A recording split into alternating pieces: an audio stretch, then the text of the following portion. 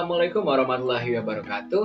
Halo semuanya, perkenalkan nama saya Fahmi Idris dengan NIM 22272400092, mahasiswa program studi pendidikan guru sekolah dasar kelas 3C Fakultas Keguruan dan Ilmu Pendidikan Universitas Sultan Ageng Tirtayasa. Nah, video ini saya buat untuk memenuhi tugas ujian tengah semester pada mata kuliah Pendidikan Ilmu Pengetahuan Sosial di SD 1 yang dibimbing oleh Pak Zeri. In other news, local resident SpongeBob SquarePants only has a few hours left to complete his essay, and yet he continues to goof off. When will he learn? By the way, kalian udah dengar belum sih berita yang bikin heboh pada minggu-minggu kebelakang ini? Bukan soal harga jajanan yang naik, bukan juga soal wifi sekolah yang lemot, tapi kali ini soal guru, rokok, dan mogok massal. Nah, awalnya cuma satu siswa yang ketahuan merokok di belakang sekolah nih. Tiba-tiba bisa jadi berita nasional yang niatnya cuma mau ngasih pelajaran, malah berakhir kayak drama dunia pendidikan. Nah, biar gak salah paham, kita bahas bareng yuk apa sih yang sebenarnya terjadi dan kenapa kasus sekecil ini bisa jadi sebesar ini. Nah, kejadiannya ada di SMA 1 Cimarga, Kabupaten Lebak, Banten. Seorang siswa ketahuan merokok di area belakang sekolah. Kepala sekolahnya, Bu Dini, langsung menegur keras. Katanya disertai dengan tamparan ringan. Nah, dari situ mulai muncul berbagai reaksi berantai. Besoknya sekitar 600 siswa kompak mogok sekolah. Mereka protes karena menganggap tindakan kepala sekolah itu terlalu keras. Kasusnya langsung viral di media sosial dan akhirnya Dinas Pendidikan pun turun tangan. Bu Dini sempat dinonaktifkan sementara, tapi setelah mediasi antara guru, siswa, dan orang tua, semua bisa diselesaikan secara damai. Yang menarik bukan soal masalahnya, tapi pelajaran di baliknya. Nah, di sini kita akan membahas dari beberapa sisi, mulai dari hukum, sosial dan budaya, moral, etika dan adab, sampai ke profesionalisme kerja. Nah, soalnya urusan kayak gini itu nggak bisa hanya dilihat dari satu kacamata doang. Harus dilihat dari berbagai sudut. Biar pandangan kita nggak sempit dan ujung-ujungnya malah nyalahin satu pihak lain saja. Nah, oke, kita mulai dari yang pertama, dari aspek hukum. Nah, kalau kita lihat dari hukum ini, tenaga pendidik itu memang punya wewenang buat mendisiplinkan peserta didik. Tapi ingat, ada batasnya. Begitu sampai menyentuh fisik atau bikin anak orang trauma, nah itu udah bisa masuk kategori terhadap kekerasan anak. Nah, sesuai dengan Undang-Undang Nomor 35 Tahun 2014 tentang Perlindungan Anak, Pasal 54 bilang, anak wajib dilindungi dari segala bentuk kekerasan, termasuk di sekolah. Nah, udah jelas banget kan? Belum lagi ada Permendikbud nomor 82 tahun 2015 yang ngatur soal pencegahan dan penanganan kekerasan di sekolah. Jadi ya, niat mendidik boleh, tapi caranya juga harus mendidik. Nah, tenaga pendidik seharusnya tegas, tapi nggak boleh kasar. Peserta didik seharusnya patuh, tetap sopan. Nah, kepala sekolah seharusnya jadi penengah, bukan menjadi pemicu.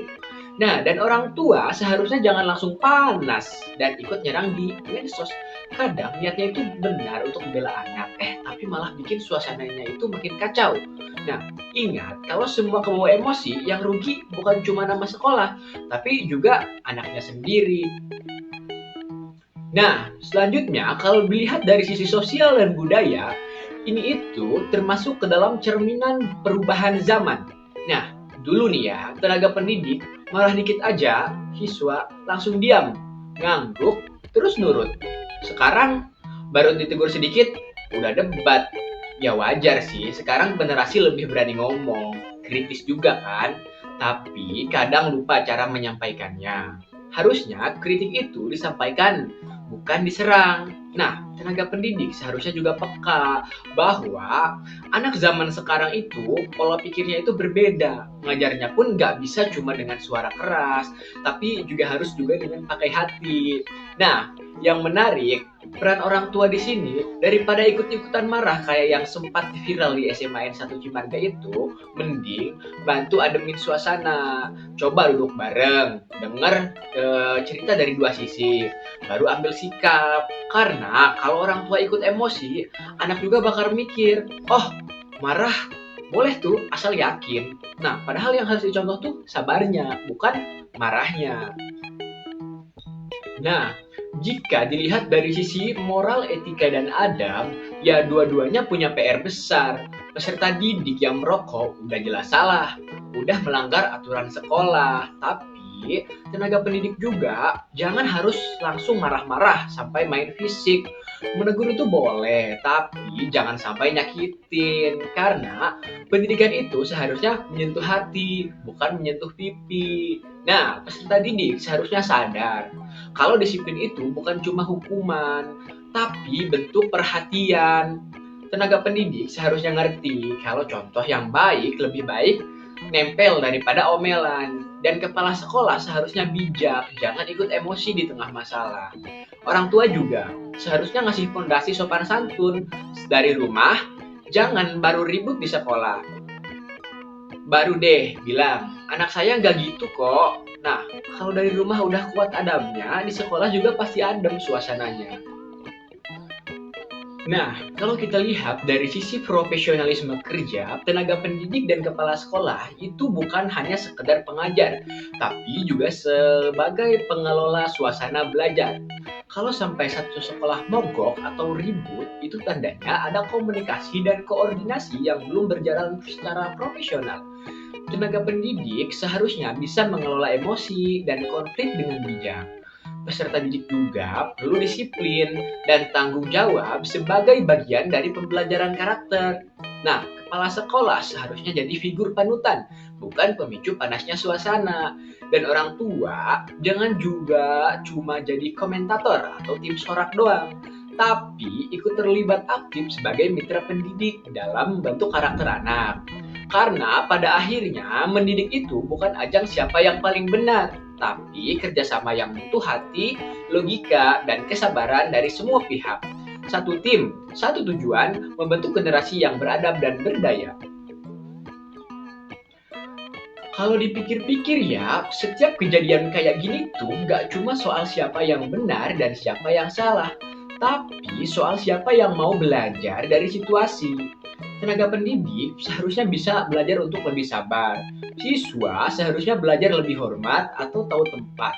Nah, untuk kepala sekolah seharusnya belajar lebih bijak. Dan untuk orang tua seharusnya lebih tenang, jangan terpancing emosi. Karena pendidikan itu bukan untuk ajang saling menyalahkan, tapi ajang buat tumbuh bareng lewat kesalahan. Jadi, daripada rame-rame nyalahin di media sosial, mending kita sama-sama belajar dari kejadian ini. Bahwa mendidik itu butuh hati, bukan cuma aturan. Dan buat para siswa, ingat ya, rokok itu nggak bikin keren. Yang keren tuh yang bisa nahan diri dan punya akhlak yang tetap stabil meskipun dunia lagi panas-panasnya. Ya, intinya sih, hidup itu jangan dibikin ribet. Yang penting terus belajar, terus bergerak, dan jangan lupa bahagia.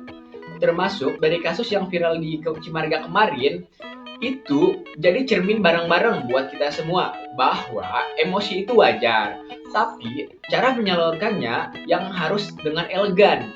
Kalau gagal, ya belajar lagi. Kalau capek, ya istirahat dulu, bukan nyerah. Apalagi meledak. Karena bahkan HP aja butuh di-charge, apalagi manusia. Jadi, yuk tetap semangat, tetap waras, dan tetap keren versi dirimu sendiri. Bukan karena viral, tapi karena beretika. Oke, segitu dulu bahas berita panas kali ini. Semoga kita semua bisa belajar bahwa jadi tegas itu penting, tapi jadi bijak jauh lebih berharga. Saya Fahmi Idris, pamit undur diri. Terima kasih. Wassalamualaikum warahmatullahi wabarakatuh.